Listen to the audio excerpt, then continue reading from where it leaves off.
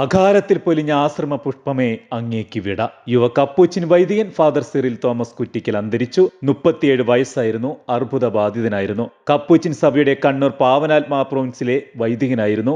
നിലമ്പൂർ മണിമൂളി സ്വദേശിയാണ്. മണിമൂളി കുറ്റിക്കൽ തോമസിന്റെയും മേരിക്കുട്ടിയുടെയും മകനാണ് സഹോദരൻ അഗസ്റ്റിൻ തോമസ്. 2015 നവംബർ 14 മാനന്തവാടി രൂപത ബിഷപ്പ് അഭിമന്യു ജോസ് പൊരുന്നേട പിതാവിൽ നിന്നും വൈദിക പട്ടം സ്വീകരിച്ച് അച്ഛൻ മാനന്തവാടി രൂപതയിൽ കുഞ്ഞൂർ ഇടവകയിൽ സഹവികാരിയായും പയ്യന്നൂർ അമലഗിരി സെമിനാരിയിൽ അധ്യാപകനായും കണ്ണൂർ പാവനാത്മാ പ്രൊവിൻഷ്യൽ ഹൗസിൽ വൊക്കേഷണൽ പ്രൊമോട്ടറായും ഗുജറാത്തിലെ രാജ്കോട്ട് പാവനാത്മാ മിഷനിൽ മിഷണറിയായും തന്റെ ദൗത്യ നിർവഹണം കാഴ്ചവെച്ചു. റോമിൽ വെച്ച് പഠനത്തിനിടെ രോഗബാധിതനായ അച്ഛൻ തുടർന്ന് നാട്ടിലെത്തി നിരവധി ആശുപത്രികളിൽ ഇതിനകം ചികിത്സ തേടിയിരുന്നു. ഫ്രാൻസിസ് അസീസിയെ പോലെ പുണ്യം ചെയ്ത് ലോകത്തെ വചനത്തിലൂടെ നവീകരിക്കണമെന്ന് എപ്പോഴും പറയുകയും അത് ജീവിതത്തിൽ പകർത്തുവാൻ ശ്രമിക്കുകയും ചെയ്ത് ഇനിയും ഈ ലോകത്തിന് വേണ്ടി ചെയ്യുവാനും പറയുവാനും ബാക്കി വെച്ച് 37 വയസ്സിൽ ദൈവ തിരുസന്നിധിയിലേക്ക് ഇദ്ദേഹം മടങ്ങുമ്പോൾ ഈ അച്ഛന്റെ തീഷ്ണത ഈ കാലഘട്ടത്തിൽ നമുക്കൊരു വെല്ലുവിളിയാണ്.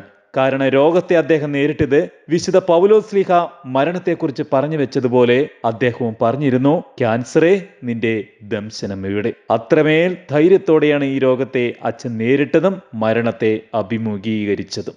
സമൂഹത്തിലെ നിരാലംബരെ ഹൃദയത്തോട് ചേർത്ത് ഫ്രാൻസിസ് അസീസിയുടെ സഹോദര സ്നേഹം പൂർണ്ണതയിൽ കണ്ട് ജീവിച്ച് ഇന്ന് നമ്മളിൽ നിന്നും യാത്രയാകുമ്പോൾ ഈ ആത്മാവിന് വേണ്ടി നമുക്കും ആത്മാർത്ഥമായി പ്രാർത്ഥിക്കാം. ഭൗതിക ശരീരം ഇപ്പോൾ കോഴിക്കോട് കുണ്ടായിത്തോട് സെന്റ് ആന്റണീസ് ആശ്രമ ദേവാലയത്തിൽ.